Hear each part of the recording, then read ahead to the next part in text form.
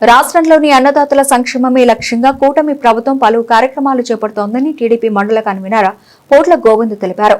సాగును లాభసాటిగా మార్చి రైతును రాజుగా నిలబెట్టాలనే సంకల్పంతో నిర్వహిస్తున్న రైతన్న మీకోసం వారోత్సవాలు పుల్లల చెరువు మండలంలో విజయవంతంగా కొనసాగుతున్నాయని పేర్కొన్నారు.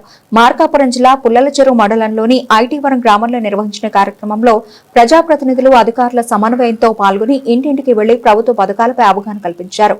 ఈ సందర్భంగా పుల్లల చెరువు మండల టీడీపీ అధ్యక్షుడు పొట్ల గోవింద్ మాట్లాడుతూ గత ప్రభుత్వం రైతులను విస్మరించగా ప్రస్తుత కూటమి ప్రభుత్వం రైతు సంక్షేమానికి పెద్దపీట వేస్తోందన్నారు.